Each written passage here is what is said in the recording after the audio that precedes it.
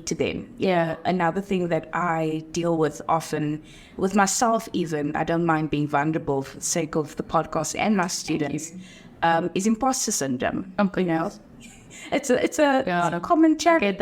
Yeah, and you know, when I was a student, I used to look at lectures and think, wow, you know, these are qualified professionals, they are professors and doctors, and I know. Yeah, like they've just they seem so unapproachable in a sense. Exactly. Like, how will I ever get to that? Like, they're confident, and then like the more I engaged with them, and I think when I went to postgrad and I became a bit closer to them in terms of supervising relationships and all of that, you know, they shared with me that they were nervous about giving a lecture. I know. And I still get nervous lecturing. Did I? Yeah. Well, not that I'm on any form of doctor, professor level, but like I do get nervous. Yeah. And I mean, I watched you the other day in a lecture and I thought, she's so confident, like she knows her stuff, like how can I get there, you know? And you took my pulse. I think it's you can see otherwise. Exactly, right? And I think imposter syndrome is something that is so common among not only students, but even us as staff members. You know, we are also figuring things out. Yeah. I think students need to know that they're not alone in that. And, you know, for me, if I can just give them anything from my side, is to know that they are worthy, you know, of being here. But also being here is not what defines you, kind of thing. And I think that's just what I had to keep saying to myself after that lecture didn't go well. It's like, okay, you had a bad lecture, but that doesn't mean that you're a bad lecturer, kind of thing. And I know that sounds very airy-fairy, but like you actually sometimes have to unwind some of the thoughts that you think, you know, like even now with me moving to Wits in May, I'm going to be lecturing alongside people that lectured me. Yes. And like that is in a way so deeply sort of motivating and being like, how much can I learn from these people? But there's also a side of it where I'm like, oh, maybe I don't deserve to be alongside these people, you know, like maybe I should be a teaching assistant and not be lecturing my own lectures and whatever. And you realize that like there's also an element of being brave. Yes. Where you're like, okay, maybe I'm not ready. Yes. But I'm going to step out and do this anyways and give it a go. And I'm not scared to be seen trying. Yes. And I think for me that's something that, like, even when my lectures don't go well or whatever, I'm not scared to be seen trying because, like, I care and I want to help. And I think that does come across. Yeah. And also what you teach the students in doing that, which is something that's been a shift for me, is that you're not only teaching them content, you're teaching them how to engage and how to deal with certain things. So when I'm standing up there and I'm striving to explain something, in the way that I deal with that failure in front of them also shows them how they should deal with that failure. Albeit that I feel like I'm, you know, on a public display, and it is from a personal perspective is a very difficult thing to weather. Yes. But if it means that when someone fails a test, they can kind of think through that process and be like, okay, it was a bad test. Yes. But that doesn't mean that every test is going to be a bad test or that I'm completely incapable. And I think that sort of reasoning is also helpful. Yeah. Albeit that is a very difficult thing to work through, because in the moment you feel like it sort of like encapsulates you, you know, and you're just like, this is what I am. So yeah, I think it's an interesting challenge. I mean, Asha was being quite strange about starting this podcast, and especially doing season 2. Is I had such action paralysis when it came to starting season 2. I remember chatting to you about it, because when I started the podcast, it was a complete passion project. And it was just sort of, I did it fundamentally for my brother. Yeah. And then for the students that I was lecturing. But that's in a quite small group of people. And then it gained some sort of traction.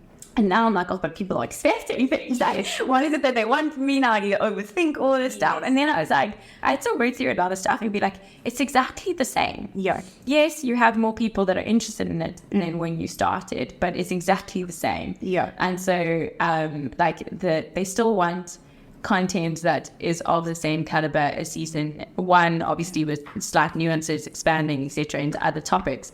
But it's not like you have to reinvent the wheel. But it's difficult when you feel like people are watching. Exactly. When it's just, you know, 1 or 2 people, you feel less pressure. It's like when I have lectures when there's like 50 students compared to my first year classes where there's 250.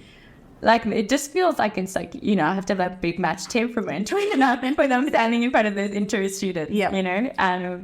So it is a very, very interesting thing. So I think, to close off this episode, what encouragement would you give to a first year student just coming in now?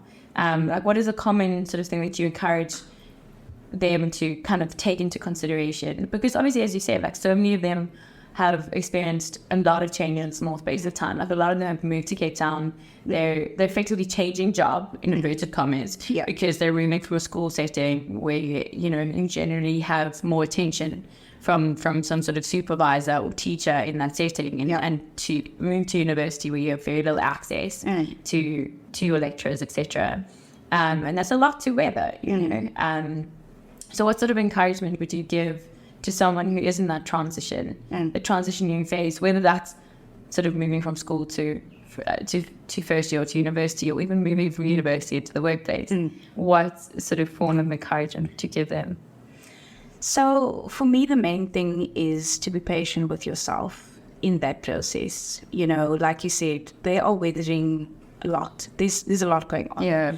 There's so many of them that are away from home for the first time, and suddenly they are in a new city, a new university. You know, one of the students shared with me that she comes from a Muslim girls' school. Yeah. And so being at this university is quite overwhelming because there's so much going on. There's all over the place, yeah. There's people from all different sorts of backgrounds, and, you know, suddenly she's seeing gender-neutral bathrooms, you know, something that we've been here, I feel like furniture now, but we've been here forever, I feel like that's normal. But for someone coming in, that's a new experience for them. So I'd say be patient with the process. Sorry, just to interrupt you there. I mean, another thing which I found when I moved to UCT is just finding buildings. Yes. Oh my goodness. Someone was like, yeah, you must go to James. I'm like, where's James at? Like, I'm like, doing like cross country at UCT. And like, you know, I'll be lecturing at 3 and I'll leave my office at 2 just in case I have to go by a lower campus to actually get to my venue. So, I mean, that's also a very daunting thing. It is. To kind of weather, because there's that element of wanting to be on time and on the ball and whatever, and then you're like, you know, I'm in this building, but I don't know where this room is, you know. But sorry, you said so to be patient. Yeah. But how would you practically do that? I think it's very easy to say, you know, be patient with yourself, but what, like, practically does that mean? Like, what are those sort of metrics or structures someone can put in place to be patient with themselves? But it'd be one of those things where it's like, breathe. Right. Take a step back. Create a support system. That's maybe accountability. I mean, I don't know if is that something that helps with that? How would you? Yeah, it's easy to often say things and then to say, okay, well, how do I practically do that? Yes. You know, how do I practically not beat myself up every time I don't meet some sort of standard I've either made for myself or sort of adopted from that perspective? I think the main thing is being kind to yourself. So I always encourage people, what would you say to your best friend? You know, if, let's take failing a test, for example. Yeah. You fail a test and you'll say, oh, I'm such an idiot. I'm not worth it. You wouldn't say that to your best friend. No, you'd be like, it's fine, girl. Exactly, you'll get it next time. But never know. When it's me, I'm like, you will not get it next time. Exactly. You want fair enough. What's wrong with you? Right. You know, I do that, and I always think to myself, I try to do it to myself because I'm still learning, you know, I'm on this journey as well. And I always say, what would I say to a best friend? You know, I would say to them, it's going to be okay. I would say to them that it's okay to fail and to have a bump in the road. And I always encourage my students, speak to yourself that way, because, you know, you need to be your own cheerleader.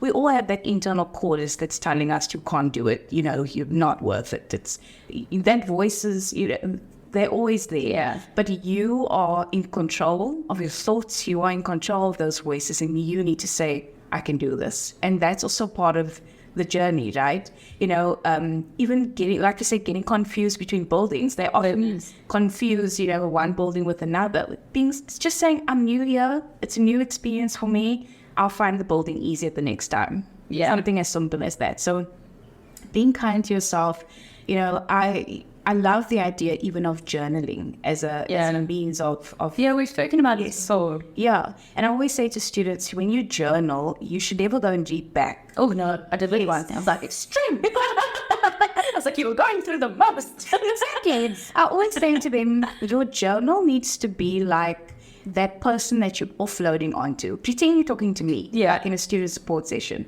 And you're just kind of venting and you're offloading and you're just letting go of this load. That's what your journal is. And once you're done letting that load go, let it go. Really let it go.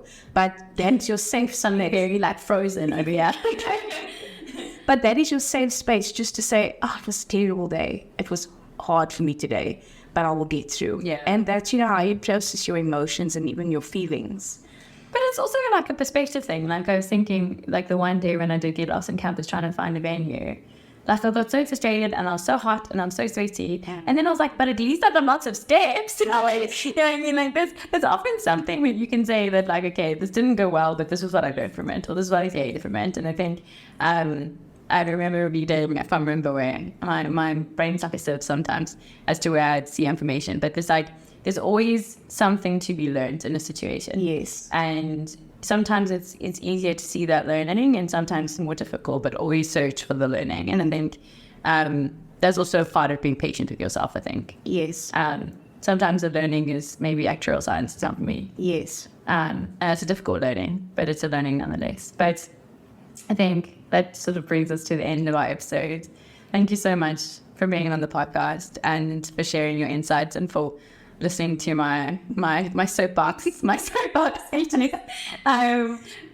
think I'm very excited about the season. I think I am excited about support and encouragement and also just the stories that we'll hear that I think are so often unexpected, because we never understand the whole narrative of someone until they share it with us. Even when they do share it with us, we don't always understand.